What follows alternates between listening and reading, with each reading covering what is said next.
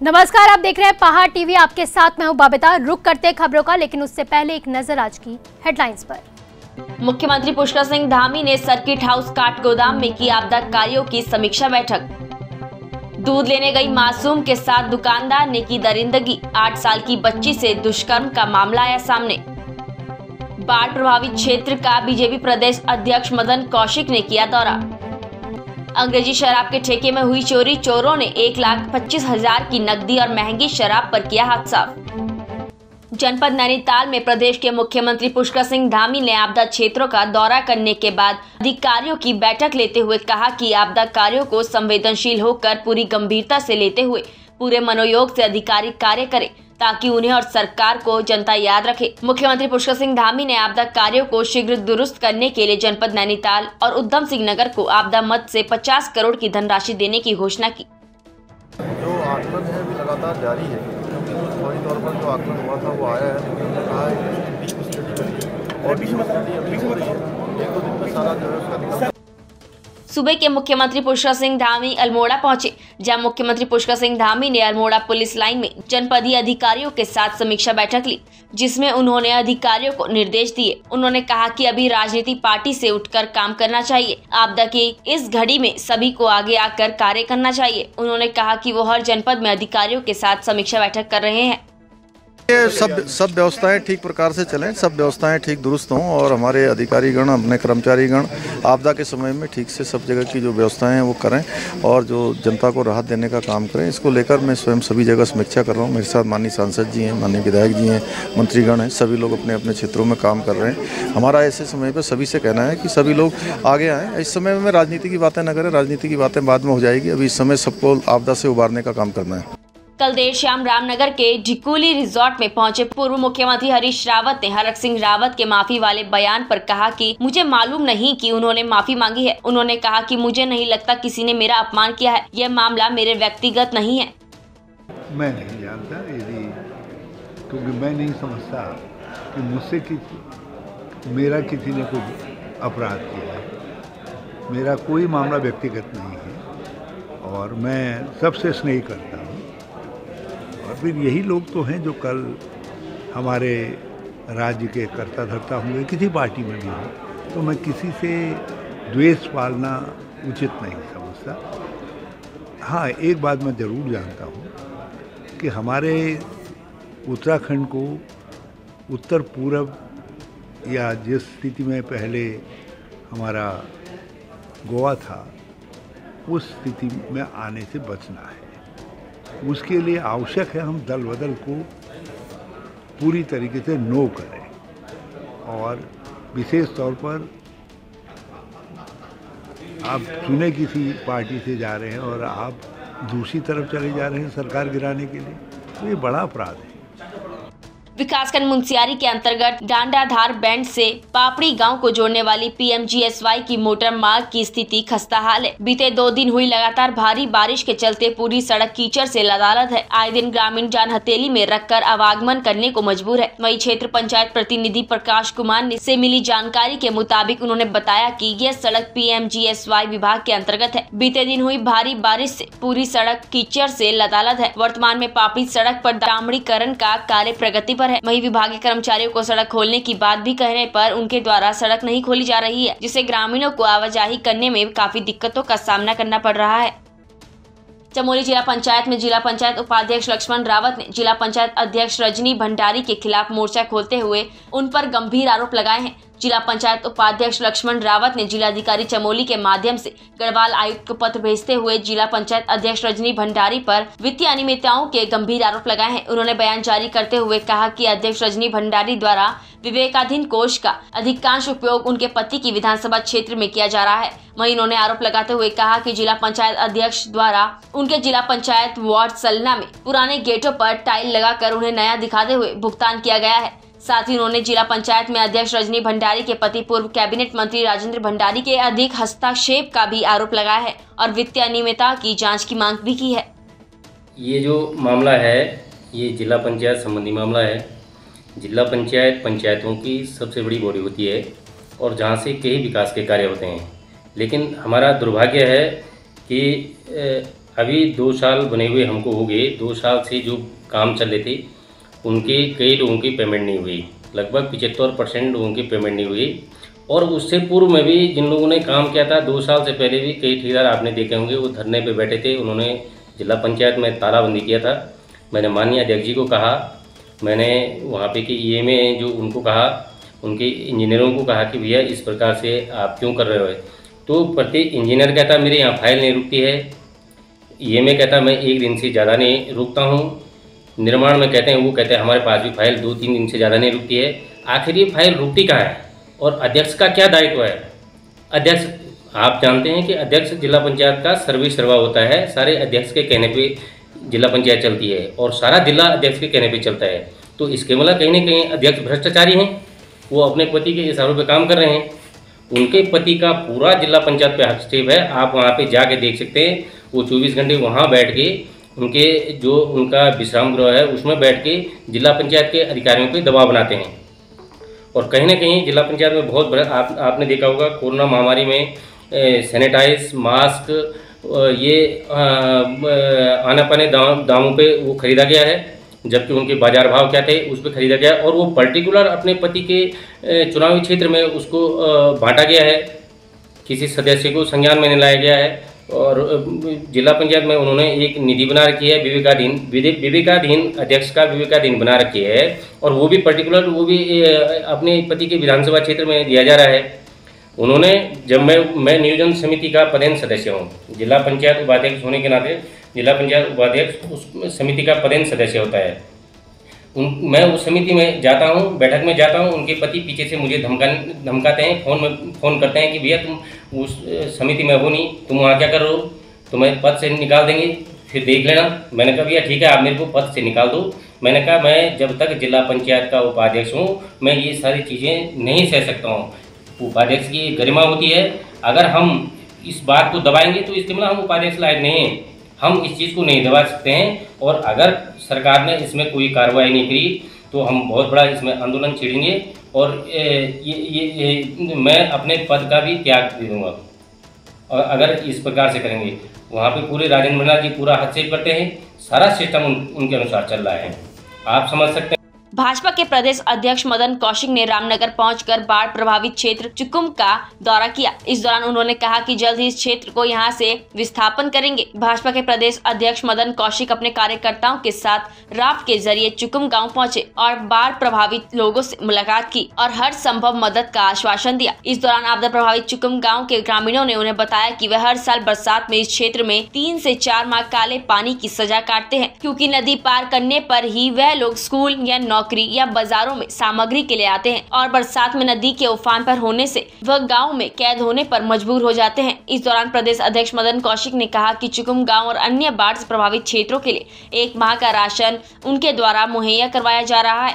साथ ही इस गाँव को विस्थापन की कार्यवाही भी जल्द पूरी कर ली जाएगी। अभी सुबह चुकुम गाँव में राफ्ट के द्वारा, क्योंकि पूरा कनेक्शन संपर्क कटा हुआ है, पानी आने के कारण सीधा आना संभव नहीं था, इसलिए राफ्ट के द्वारा ही विधायक जी हैं, हमारे मंडल अध्यक्ष हैं, जिला अध्यक्ष हैं, नैनवाल जी हैं, सभी लोग साथ में आए हैं और यहाँ चुकुम के सभी बंधुओं के साथ बैठकर बातचीत हुई है। इनकी एक तो जो विस्थापन वाली परिस्थिति वो 93 से चल रही है, लेकिन किस कारण से रुकी हुई है, आज हमने कहा कि हम अगले महीने तक उसको क्लियर कराएंगे, बातचीत करके मुख्यमंत्री से कि कहाँ रुकी हुई, क्या दिक्कत आ रही है। एक तो ये है। चुकुम के भाइयों को हमने विश्वास दिलाया कि किसी भी तरह की परिस्थिति में पार्टी आपके साथ खड़ी है।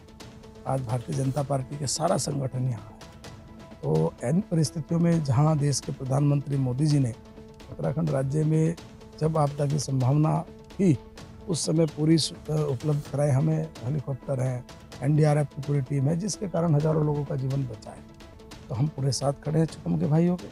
और आज यहाँ आने के बाद पता भी चला कि काफ़ी गांव जब भी आपदा आती है वो कहीं ना कहीं 1-2 घर या फिर इस बार तो ज़्यादा नुकसान हुआ है, वो घर चले गए हैं। कुछ दिक्कतें ये हैं कि ज़मीन की श्रेणी के आधार पर मुआवजे की बात भी सामने आई। विधायक जी को कहा है कि उसको हम किसी भी परिस्थिति में करेंगे। यहाँ की एक डिमांड आई कि कम से कम 30-40 तिरपाल यहाँ मिल जाए जो नहीं रहे, उसके लिए भी कहा कि शाम तक वो व्यवस्था हम लोग करेंगे। अल्मोड़ा जिले के विकासखंड भिकियासैंण में बीते 19 अक्टूबर को ग्राम रापड़ गांव पहाड़ी से मलबा आने से मकान ध्वस्त हो गया था, जिसमें पत्रकार आनंद नेगी और उनके 2 पोतों की मौत हो गई थी। वहीं पूर्व मुख्यमंत्री हरीश रावत पत्रकार स्वर्गीय आनंद सिंह नेगी के घर रापड़ गांव पहुंचे। उन्होंने कहा कि आनंद नेगी निष्पक्ष पत्रकारिता के माध्यम से क्षेत्र का नाम रोशन किया है। कांग्रेस उनके परिवार की हर संभव मदद करेगी। इस मौके पर कांग्रेस प्रदेश अध्यक्ष गणेश गोडियाल, विधायक करण मेहरा, कांग्रेस नेत्री गंगा पंचोली ने भी शोक संतप्त परिवार को सांत्वना दी। 2 बच्चे और मरे हैं, उनको भी मदद करें और सभी आपदा पीड़ितों को मदद दी जाएगी। पहले से मानक तय है, उसमें राज्य सरकार अपनी तरफ से कुछ टॉपअप करके कुछ और जोड़ करके।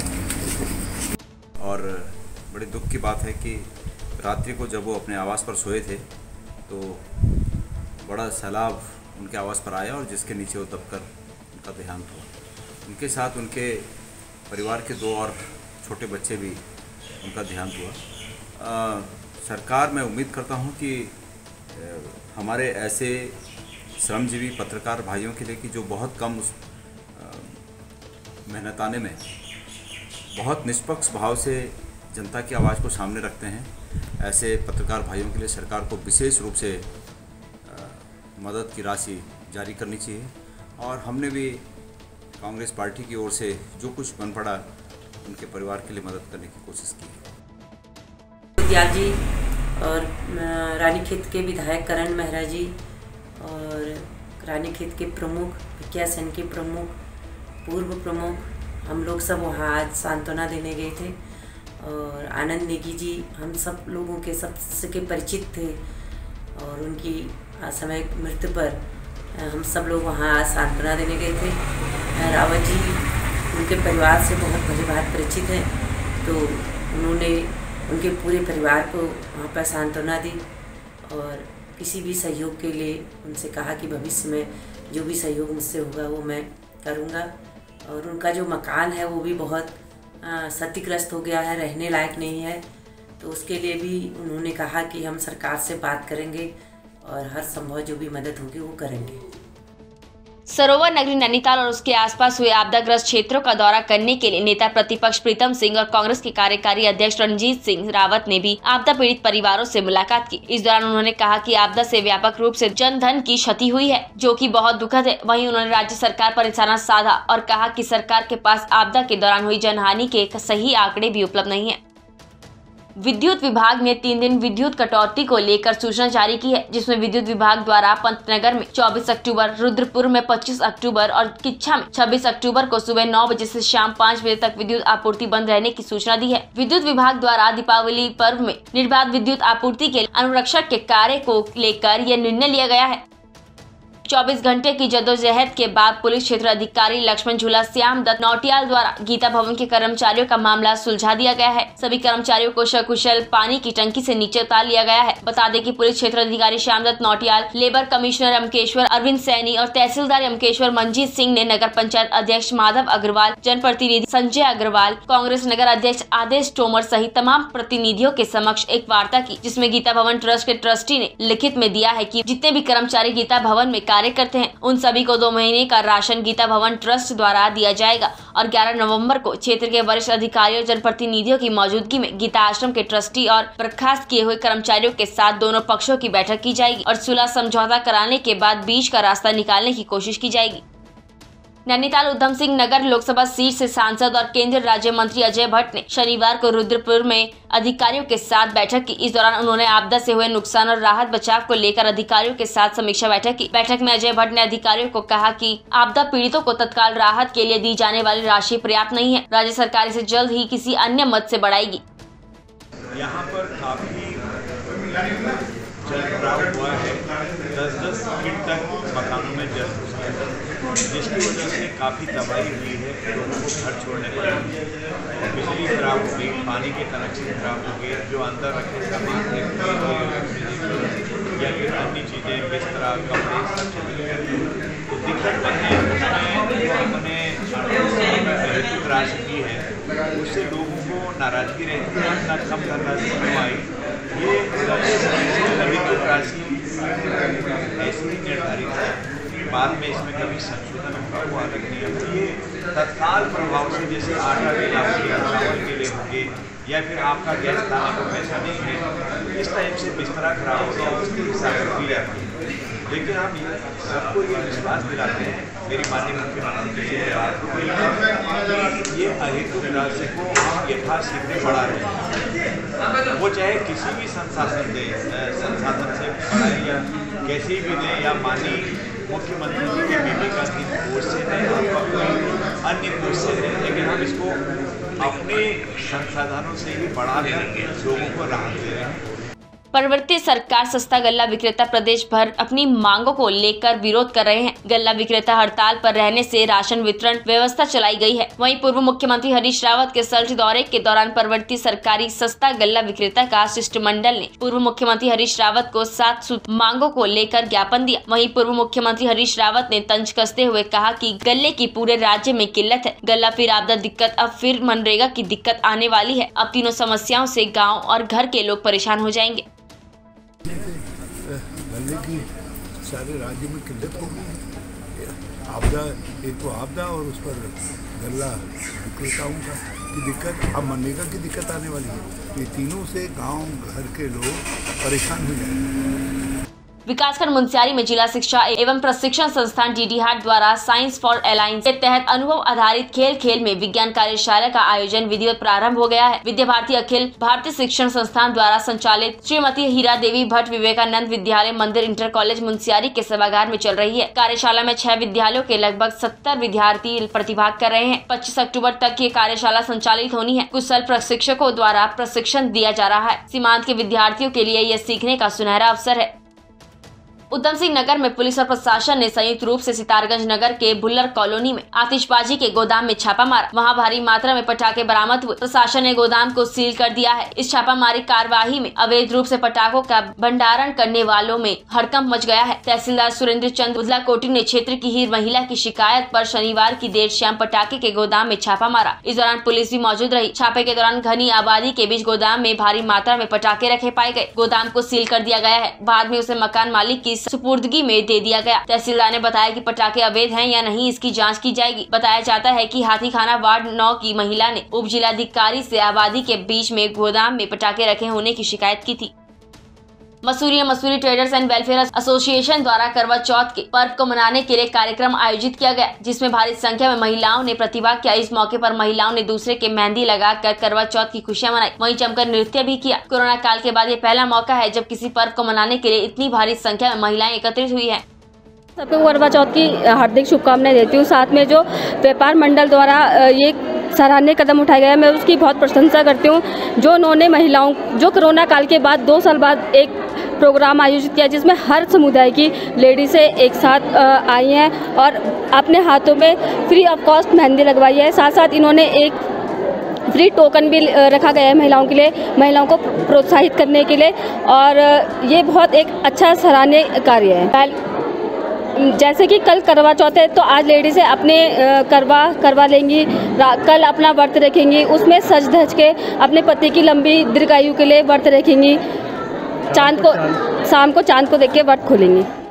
ऋषिकेश में न्याय धर्म सभा राजनीति पार्टी द्वारा नेपाली फार्म में शनिवार को पार्टी कार्यालय का उद्घाटन किया गया। कार्यक्रम के मुख्य अतिथि दीपक गुप्ता ने फीता काटकर पार्टी कार्यालय का उद्घाटन किया और सभी कार्यकर्ताओं को धन्यवाद दिया। उत्तराखंड प्रभारी नरेंद्र रावत ने बताया कि न्याय धर्म सभा पार्टी उत्तराखंड विधानसभा चुनाव 2022 में राज्य की सभी सीटों पर अपने प्रत्याशी उतार रही है। सभी विधानसभा क्षेत्रों में कार्यालय खोले जा रहे हैं। उन्होंने यही बताया कि न्याय धर्म सभा के कुल 111 न्याय प्रस्ताव हैं, जो कि किसी भी राज्य, देश और विदेश की समस्त समस्याओं के समाधान है।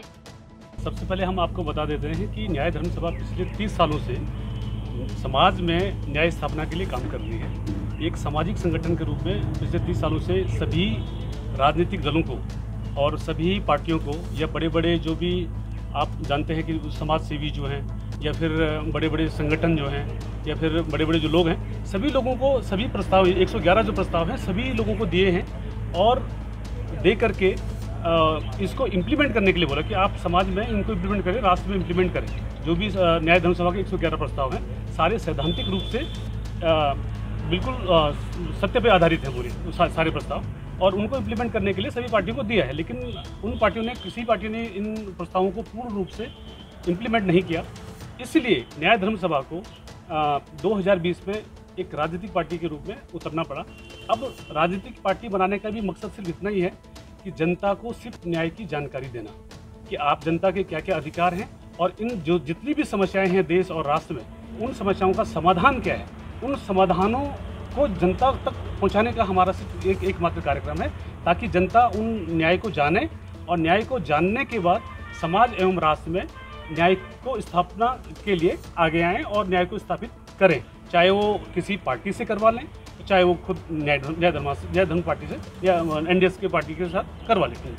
ये भी हमारा प्रयास रहेगा कि NDS के जो प्रत्याशी हैं सभी 70 सीटों पे उतारने का हम प्रयास करेंगे। लिए सबसे पहले महिलाओं पर जो हो रहे अत्याचार उनको दूर करना है, क्योंकि मैंने देखा है उत्तराखंड में कितनी महिलाएं सुबह से रात तक इतना काम करती हैं, वहाँ पुरुष प्रधान देश, उनको महिलाओं को बहुत ज़्यादा शोषण हो रहा है। उस सबको दूर करने के लिए उनको अधिकार मिलने चाहिए। जिस तरह से शिक्षा है, वो बेचारी शिक्षित ही नहीं है, उन्हें पता ही नहीं है कि उनके अधिकार क्या है, तो वो सब उनको दूर करने हैं। क्योंकि ग्रामीण क्षेत्रों में उन्हें ABCD ही नहीं आती, A ही नहीं आती, वो कहाँ है? शिक्षा सबसे पहले ज़रूरी है। मोबाइल है, अब हम डिजिटल करेंसी ला रहे हैं, डिजिटल सब कुछ ला रहे हैं, मोबाइल ही उन्हें चलाना नहीं आता, वो कैसे करेंगी? सब कुछ मोबाइल पर ऑनलाइन है, उन्हें पता ही नहीं है। उनके गवर्नमेंट ने उज्ज्वला गैस दे दिया, उन्हें पता ही नहीं कहाँ मिलेगा, कैसे, कहाँ नीतियाँ आती, कहाँ चली आती, उन्हें पता ही नहीं रहता। तो इस सब को दूर करना हमारा उद्देश्य। माधुरी गुप्ता। किस पद पर? मैं टिहरी प्रभारी, जिला टिहरी प्रभारी। कल वार्ड नंबर 85 मोथरावाला में विधायक विनोद चमोली की मीटिंग का आयोजन कराया गया, जिसमें कई लोगों को सदस्यता दिलाई गई और वार्ड नंबर 85 की समस्या पर निवारण करने का आश्वासन भी दिया गया और क्षेत्रवासियों की सभी समस्या सुनी गई। और वहीं भारतीय हिंदू रक्षा वाहिनी के राष्ट्रीय अध्यक्ष मदन सिंह बिष्ट ने भी भारतीय जनता पार्टी की सदस्यता ग्रहण की और टीम के कई पदाधिकारियों को भी सदस्यता दिलवाई। शुक्रवार की शाम से लापता मंगलोर कोतवाली अंतर्गत लहबोली गांव निवासी छात्र राज सिंह की गोली मारकर हत्या कर और शव को दूसरे गांव में फेंक दिया गया। शनिवार की देर शाम लगदुमपुर के जंगलों में मृतक का शव पड़ा हुआ मिला, जिसके बाद शव को पुलिस के कब्जे से परिजनों और ग्रामीणों ने जबरदस्ती अपने कब्जे में लेकर मंगलोर देवबंद मार्ग के बीच रक्त जाम लगा दिया। कल देर शाम से देर रात तक ग्रामीणों और परिजनों ने जाम लगाए रखा, जिसके बाद देर रात पुलिस अधिकारी मौके पर पहुंचे और ग्रामीणों को आरोपियों की जल्द गिरफ्तारी की आश्वासन देकर शव को पोस्टमार्टम के लिए भेज दिया, जिससे देर रात मामला शांत हो गया था। लेकिन सुबह होते ही ग्रामीणों के द्वारा एक बार फिर मंगलोर देवबंद मार्ग को पूरी तरीके से जाम कर दिया गया और आसपास के लिंक रोड भी ग्रामीणों के द्वारा बंद कर दिए गए हैं। उत्तराखंड क्रांति दल के कार्यकर्ताओं ने प्रशिक्षित बेरोजगार डिप्लोमा फार्मासिस्ट की नियुक्ति प्रक्रिया आरंभ करने को लेकर आंदोलनकारियों के साथ धरना प्रदर्शन किया। उत्तराखंड क्रांति दल के नेता शिव प्रसाद सेमवाल ने कहा कि यूकेडी का प्रशिक्षित बेरोजगार डिप्लोमा फार्मेसी की मांग को पूरा समर्थन है। उन्होंने कहा कि उत्तराखंड में सुदूर पर्वतीय क्षेत्रों की स्वास्थ्य व्यवस्था आज भी फार्मासिस्टों के भरोसे है, लेकिन सरकार इनकी मांगों को लेकर जरा भी संवेदनशील नहीं है। यूकेडी नेता सेमवाल ने कहा कि तत्काल नियुक्ति प्रक्रिया आरंभ की जानी चाहिए, वरना उत्तराखंड क्रांति दल इनके समर्थन में आंदोलन तेज करेगा। पहाड़ टीवी में फिलहाल के लिए बस इतना ही। उत्तराखंड की बड़ी और तमाम खबरों के लिए आप देखते रहिए पहाड़ टीवी। नमस्कार। है बेखौफ उम्मीद का रंग।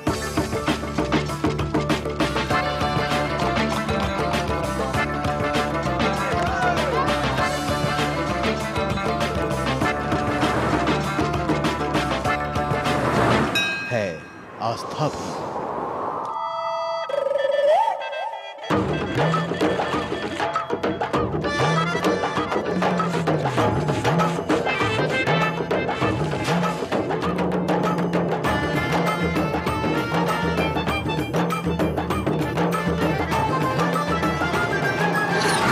ये है मेरा उत्तराखंड।